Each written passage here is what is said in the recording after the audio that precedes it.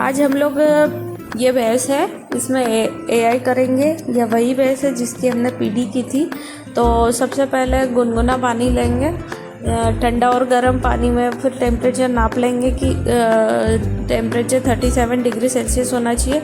उसके बाद जो ये एआई कंटेनर है उसमें से स्ट्रो लेंगे और पानी में डाल देंगे। तो हम इसमें मुर्रा का सीमन लगाएंगे। आप कोई भी सीमन ले सकते हैं, जाफराबादी और मुर्रा दो तरह के सीमन आते हैं। तो यहाँ पे हम लोग मुर्रा का सीमन ले रहे हैं क्योंकि जो गाय है वो लंबी है और अच्छी है। जाफराबादी का सीमन जाफराबादी में ही डालना चाहिए क्योंकि उसका जो हेड होता है वो बहुत बड़ा होता है, तो डिस्टोकिया के चांसेस बढ़ जाते हैं जब फ्रैक्चुरेशन होता है। तो ये वाली भैंस में हम लोग मुर्रा का सीमन डालेंगे। तो आपको सीमन के थॉइंग की प्रोसेस मैंने एक वीडियो में अलग से बताई है, बहुत ही डिटेल में। तो इसमें हम लोग वक्त नहीं गवाएंगे और कुछ और बात करेंगे। ये जो पानी गर्म कर लिया है 37 डिग्री सेल्सियस पे, इसको एडजस्ट कर लिया है और सीमन डाल दिया है, स्ट्रो डाल दिया है। मतलब सीमन स्ट्रो को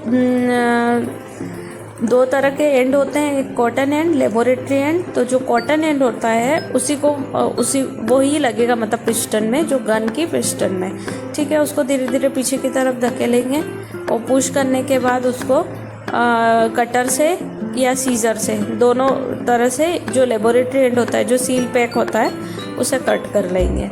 उसके बाद ऊपर शीट कवर चढ़ाएंगे। तो ये जो शीट है दूसरे हाथ में, इसको ऊपर से लगा देंगे और फिर ग्लव्स पहन के और एआई करेंगे। तो आप बहुत सारे लोग कंफर्टेबल होते हैं और बहुत सारे कमेंट्स भी आए हैं कि आप मतलब विदाउट ग्लव्स क्यों नहीं करते। तो आपको जैसा कंफर्टेबल लगता वैसा ही करना चाहिए। एथिकल तो यही है कि ग्लव्स का यूज़ करें क्योंकि ये आपके लिए भी सही रहता है और एनिमल के लिए भी सही रहता है कि कई बार हमारे हाथों में बाल हो सकता है या कोई भी इन्फेक्शन हो सकता है। भले ही हाथ आप हैंड वॉश करें पर फिर उसके बावजूद भी मतलब कोई भी इन्फेक्शन हो सकता है, तो एनिमल को इन्फेक्शन होने के चांस बढ़ते हैं। तो इसीलिए विदाउट ग्लव्स एआई नहीं करते हैं। उसके बाद जब हैंड इंसर्ट करेंगे तो बैक रैकिंग करेंगे, मतलब कि जो एनिमल है उसमें गोबर है, जो रेक्टम में जो इतना भी गोबर होता है गोबर निकालना है, लेकिन इस वाली भैंस में ऐसा नहीं था। तो उसके बाद मैंने बैक रैकिंग नहीं की है क्योंकि इसमें गोबर नहीं था।